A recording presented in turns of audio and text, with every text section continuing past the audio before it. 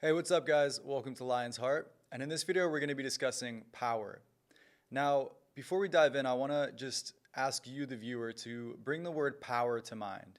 And just notice what kind of associations, concepts, emotions, and feelings that you have that are associated with this word power. And what comes to mind when you think of a powerful individual? What kind of thoughts, feelings, images, visions, whatever, archetypes come to mind when you think of a powerful individual, right? And for a lot of us, this is a very loaded word. It's a very deep and ancient word in the human psyche, right? In our evolution, right? In our journey as human beings to getting to where we are today. Power has been a huge thing that humans have struggled with, fought over, worked towards, worked endlessly towards, strived for, killed for, made love for. Basically, everything under the sun has been done in the name of power, right? So there might be a desire, I think, for people to kind of look away from this word and look away from this thing called power. But it's a very, if you just look under the surface of human dynamics and dating dynamics and money and business and all these things, power is very much in function, right? It's very much in operation throughout our daily lives, in everything that's happening and everything we do. When we go to the store and buy things, when we are driving down the road, when we're working out in the gym, this thing called power is very much in operation, right? So it's better that we directly address it, we understand the nuances of it, and we get a good grasp on it rather than pushing it away or acting like it's this kind of bad thing. Because I think, going back to the associations, I think people have different kinds of associations with power, right? On the one hand, there's like this awe and inspiration and amazement around power of, someone who's powerful, a powerful individual. They can really impose their will, they can change things, they can make things happen, right? But at the same time, we have so many countless examples of power being abused and power causing suffering and power causing harm and wars and traumas and all of these things, right? We think of quotes like money, greed, power, or he was power hungry, or all of these things, right? So I think that power is there's a complexity there. There's a push and a pull. There's like a love-hate relationship with it, because on the one hand, it can do very incredible things and it can create an incredible life. On the other hand, it can be very destructive and it can corrupt and it can do horrible things, right? All in the name of power, right? But what I want to get at Lion's Heart and with this channel is living a powerful, embodied life, right? It's living a great life. And we wouldn't be addressing living a great life if we didn't talk about power, right? Because power is a very essential part of living a human life. It's a very healthy, necessary thing in life, because power is kind of like a spectrum, really, and there's no neutral. There's no really you can't just opt out of this one, right? It's so essential to daily life and being a human that power is something that you basically have to address, because it's going to be there anyway, right?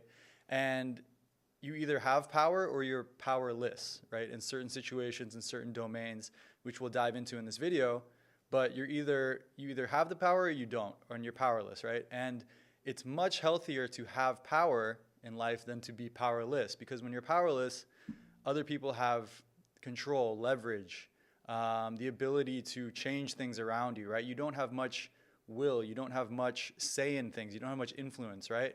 And that causes you to have to change your authenticity. You can't be as honest, you can't be who you want to be, you can't live the life you want to live. Versus when you have power, you have much more say in how things go. You have much more say in how reality goes and what you want to do and what you want to create and who you have to answer to and all of these things, right? So it's a very important thing that we address, right?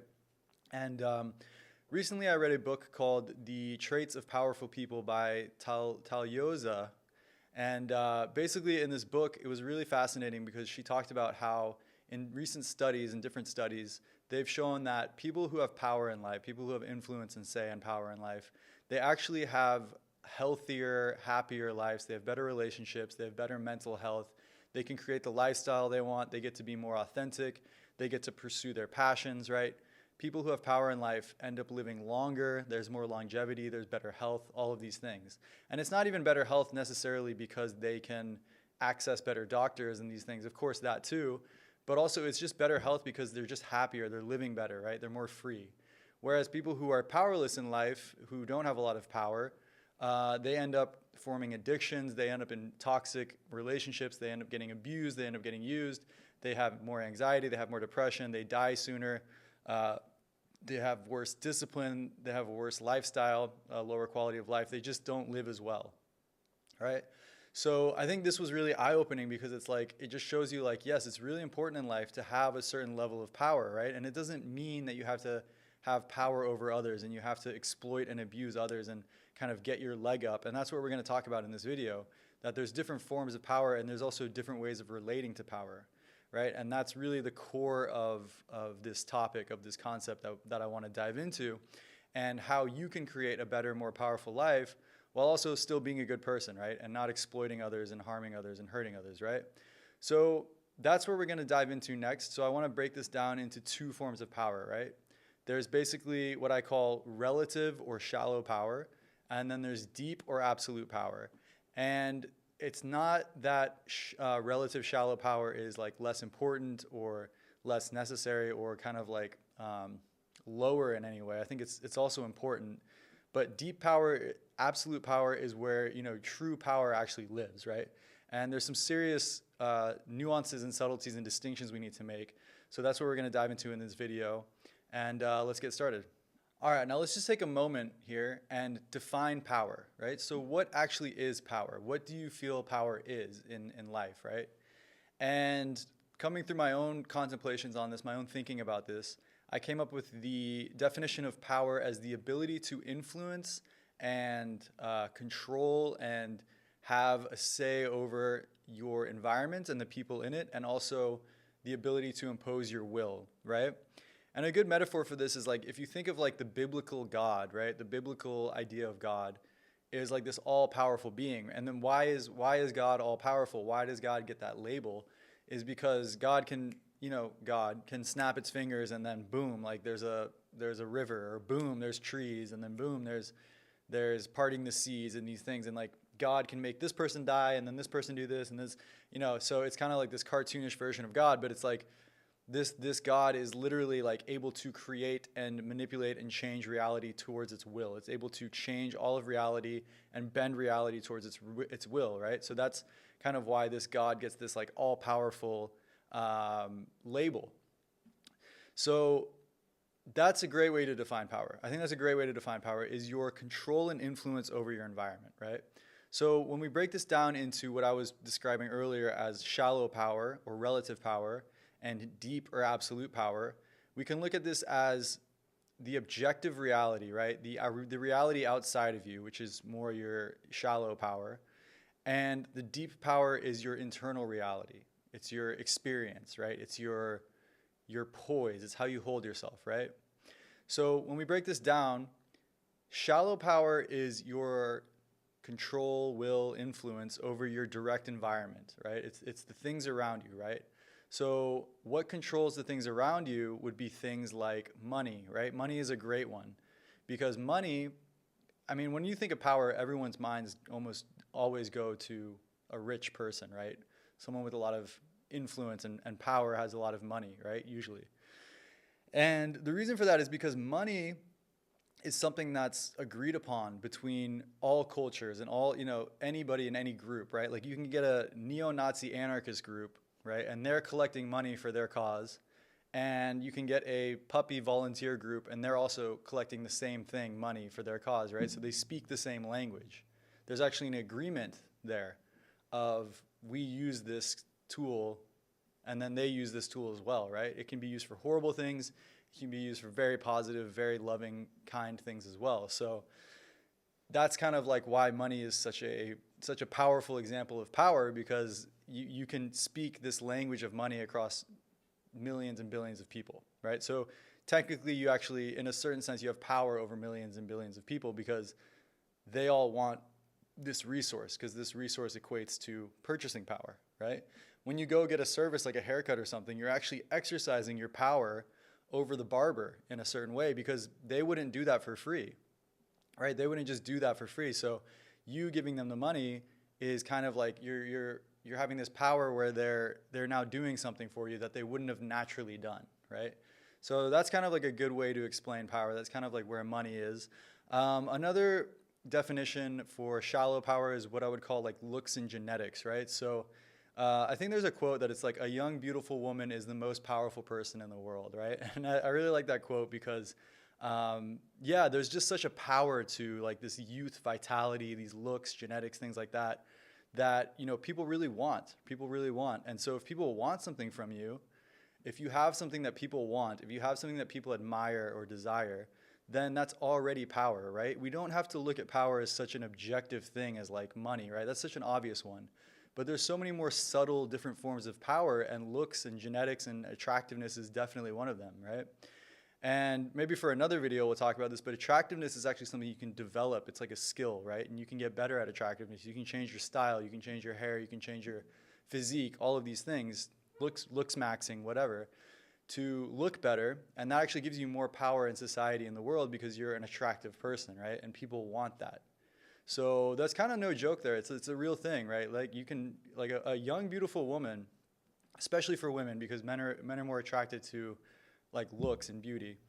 So especially for women, it's like, yeah, an attractive guy obviously is gonna have power and, you know, have like some influence on the environment and things like that. But really, like a young, beautiful woman, and not just to men, but to other women as well, you know, she's got like this leverage, right? There's like a potency to her looking that beautiful, right? Because a lot of people want something from that, right? So there's the looks and genetics, and another one that I put would be like status and fame and things like that, right? So this is kind of like people know you, people respect you, people are talking good about you, like you have like some kind of status in an organization. Maybe you're not rich, but you have a lot of power and status in an organization. Maybe you're like the police head of chief or whatever, or you're kind of like the leader in some spiritual organization, or you're like a high up teacher or something like that. So that's a different kind of power, because it's not really money. It's not necessarily looks either, but it's like you have a say in what happens in the organization. People know you, people respect you. People will talk well about you, right? So that's kind of like a status or a fame form of power, right? So are you getting an idea of shallow power? Like, I hope it's clicking in some way.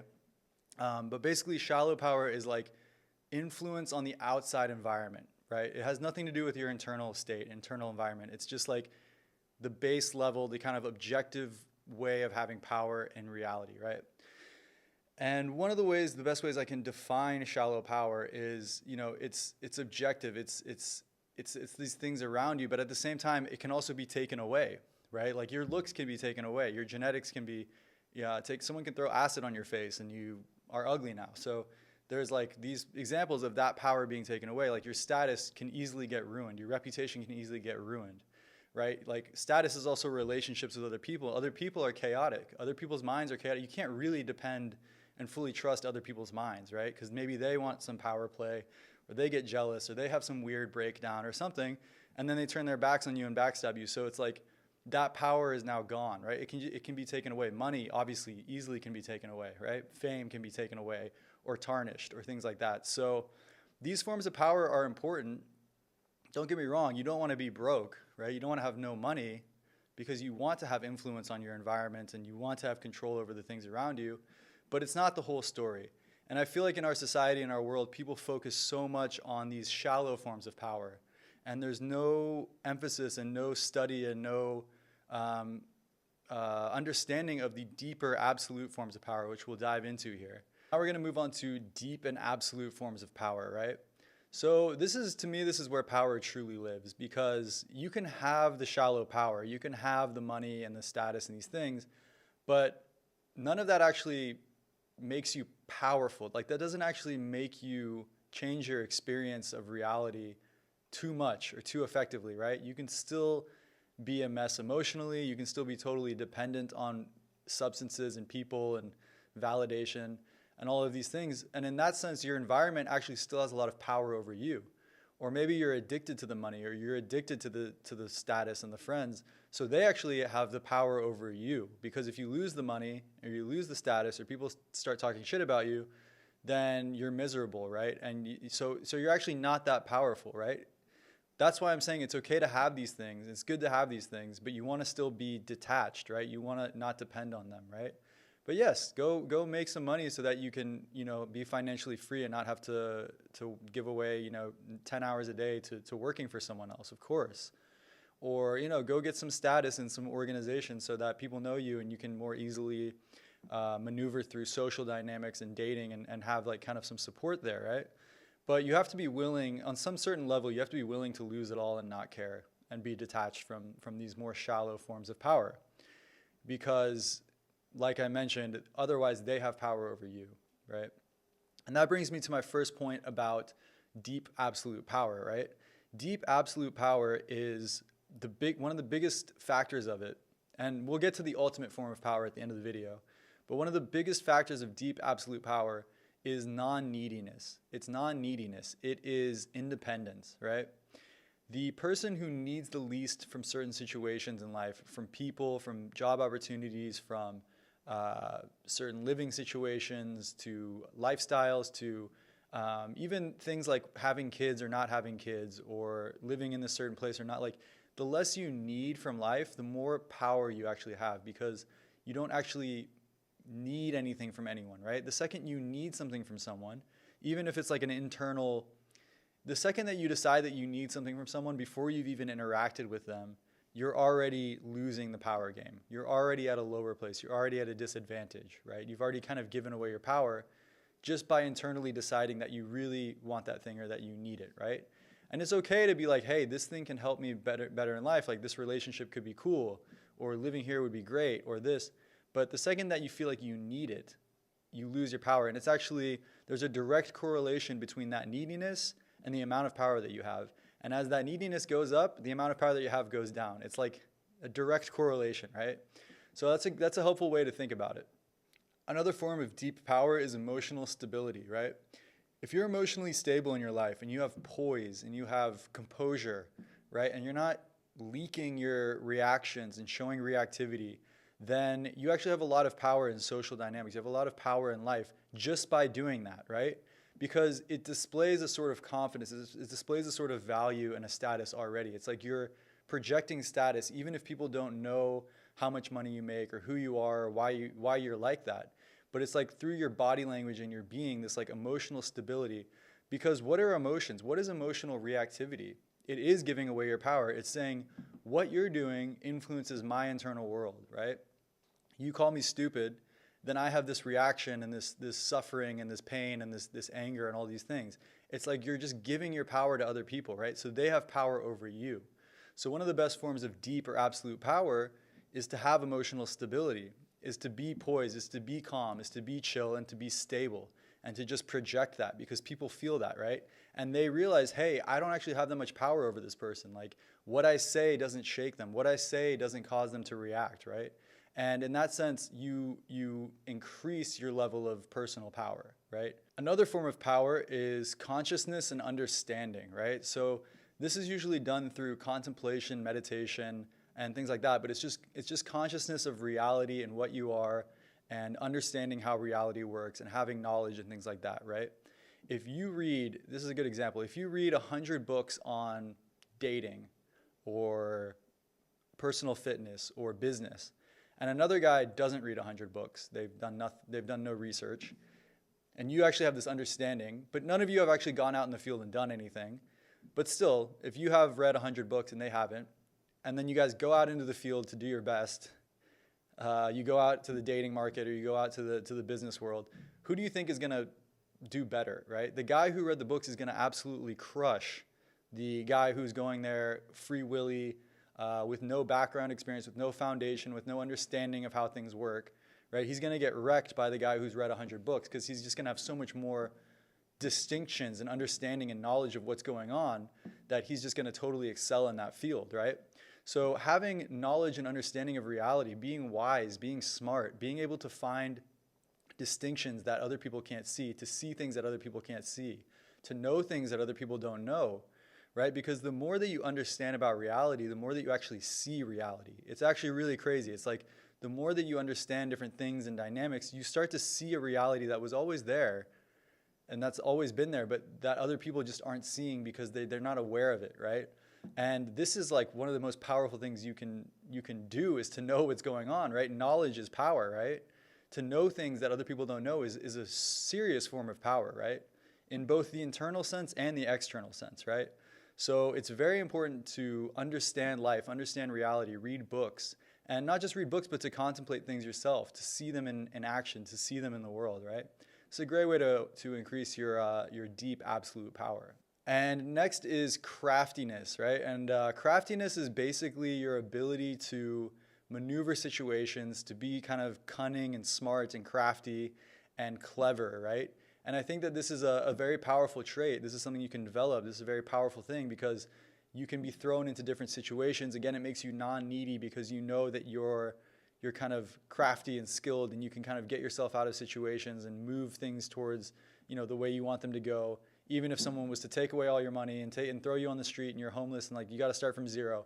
If you're crafty and you're clever and you're smart, then you can get yourself back up to 100 just by depending completely on your own mind and your own skills and your own abilities, right? And I think skills as well is deep power. When you have skill in life, when you can be skillful, that's more of a power that can't be taken away from you. That's more of a deep power. Another form of power here is resilience. I think resilience is a very powerful trait because the resilient person, nobody wants to fuck with the resilient person, right? If you're dealing with someone who think about someone you really know who just they're not going to give up. They're not going to stop. No matter what you do, they're just not going to stop. They're going to keep going at it. They're going to keep stubborn. They're just going to keep getting after it, right? And that person, they always eventually end up succeeding in some way or another, right? And so if you're resilient in life, if you have that resilience to whatever you want to do, whatever you want to manifest, you want to make millions of dollars, you want to be great at dating, you want to have, a bunch of friends, you want to have an incredible physique, something like that. If you're resilient and you're truly resilient, you are going to have a massive amount of power over other people because most people don't have resilience. They'll give up. They'll give up the second it gets hard, right? They'll quit the second it gets emotionally difficult, or they feel like a loser, or it feels difficult, or they get rejected, or whatever. Plenty of reasons why people quit. Plenty of excuses, laziness. If you're resilient, you're in the top 1% already, right? And to be in the top 1% of anything gives you a lot of power. Another form of deep power is personal power, what I call personal power. And this is having a sort of personal mastery. It's like a mastery over yourself. And it's like an ability to have power over your lower self, right? The self that wants to watch online adult content, the self that wants to go drinking all the time, the self that wants to skip the gym, the self that wants to be lazy, inconsistent, not read, not do the hard things that actually produce results, right? And personal power is being able to speak to that little bitch inside and be like, no, we're going to the gym, right? No, we're reading this book. No, we're not going to scroll for 2 hours, right? We're not going to watch a bunch of porn and lose our sexual energy just because we had a craving for an hour, right? That's personal power, is having mastery over your lower self, right? And another form of power here is internal status and body language, right? So that's projecting through your body, and that's kind of having an internal confidence, an internal status, right? We talked about the external status where, people in a certain organization are looking up to you, or they like you, or they're talking well about you, and that's more of a shallow power. But a deep power is having an internal status, right? And that means you could be broke, you could have no money, you could be homeless on the street, but you still hold yourself like a king, right? Just because that's what you've decided, right? For no reason other than that's what you've decided, is that you are high status, you are valuable, right? Because that's all it comes down to anyway. People are just determining their value based on external factors that other people are telling them you're valuable for, but it's all made up. It's all a game anyway. So you can always be playing that game of I'm high status, I'm valuable, I have, worth and value, no matter what the fuck's going on around me, right? And I think that's more of a deep power. That's more of a true power, is this body language and this this openness and this kind of fearlessness towards life. That's very, very powerful, right? And last, we're going to speak about the ultimate form of power. I told you guys about the ultimate form of power. And to me, this form of power is the best way I could put it is having complete responsibility. It's taking complete responsibility for your experience of life, is what I would call it.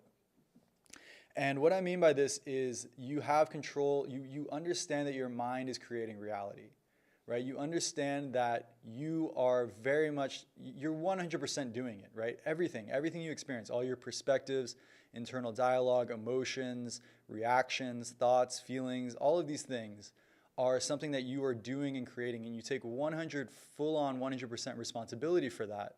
To me, this is the most powerful thing you can do in life, Because when you take responsibility for your experience and your reality, in a certain sense, nothing else matters, right? Nothing else can really mess with you or change things or hurt you or harm you or things like that, because you're creating your reality. You've taken full responsibility for your mind and your experience of reality. Who can fuck with that? Who can fuck with that? No one can fuck with that. Take your money, take your your dating options, your women, your whatever, your status. All of these things can go, but if you're able to create the reality you want, you can create the emotions you want, you can create the self-concept you want, right? Again, you can be homeless on the street. No clothes, no money, nothing like that. But if you're strong enough in your mind, you're strong enough in framing your reality and controlling your reality, then you have all the power in the world, because that's actually what reality is, right? So to me, that's just like the highest form of power. It's not ideal, obviously, to have no money and to be homeless, but you can be, and you can still be a very powerful individual. And just to wrap up here, I want to make another distinction that I'm not saying shallow power is below or bad or worse, or, I mean, deep power is better, right? It's more powerful by definition. But I'm not saying shallow power is bad, right? And I think that Lion's Heart is about including everything in life, including everything in reality, and integrating it into one thing, into one vision, right? And shallow power, relative power, is very important in life, right? We don't have to act like we're so enlightened that we can be thrown on the streets and like prove something to life or prove something to reality. We just want to live well, right? So it's important to know that maybe on some level, yeah, you could be thrown on the streets and homeless, but you're still able to create the reality you want in your own mind. But at the same time, we don't necessarily want that. We want to have friendships and datings, and we want to have status in organizations and an ability to have a say and influence in our environment and influence over other people and things like that, right? We want financial independence. We want to be able to create the lifestyles we want and to have the freedom and the time and the health and the good food and all of these beautiful parts of life, right? The lovers, all of that. Why not? Why not have those things? So yes, optimize the shallow relative power. Do that well. Get good at that. Get that so that it's taken care of, right? But if you don't have the deep power, then it's absolutely useless. It's absolutely useless. And you know what? It's probably actually going to hurt you more, right? The more power you have in the shallow domain without also working on the deep internal domain, that's going to become God, right? The shallow money and the status and all these things are going to become God, because they're filling that hole that's an internal issue that needs to be taken care of internally, right? And it's just so easy to go to these other things because they just immediately, fill that invalidness or unworthiness or whatever. And that's a problem. That's a problem. And that's probably where we see things like corruption and all these issues with power come up, because these people have turned that into God when really they're God. They're the ones that are creating that experience in reality, and they don't know that, right? And just to end here as well, I wanted to make two last distinctions on the use of power, right? So we've kind of defined what power is. We've defined shallow power and deep power. And I think it's really important to make the distinctions of how we use power as well, right? And the way that I've kind of defined this is there's two ways to use power. There's leading, there's using power in a leading way, and there's a self-serving way, right? And the leading way is using your power to help other people, right? It's using your power in a positive way, right? Like, think about a tribe leader of like a tribe, an indigenous tribe, right? He might have the most power, but he's using that power to move things around because people need someone to listen to. So he can move things around. You fight in this area, you go hunt here, you collect these berries, so that we as a tribe can survive and thrive together. Everyone can have food, everyone can eat well, everyone can sleep well, right? And that's usually the ideal with politicians and things like that. Obviously, we're far from the ideal. But the ideal with politicians is that they have the power so that they can make decisions that we, the people, are ignorant of or unaware of, and like they have our best interests at heart, right? Maybe they turn down that company because their project is going to toxicify the water and hurt the health of the people there, right? 20 years down the line. And we're kind of giving them the power because we're trusting them, hey, take care of us, help us. And that's how power should be. That's the leading way of using power. You look at like Gandhi or Yogananda or these guys.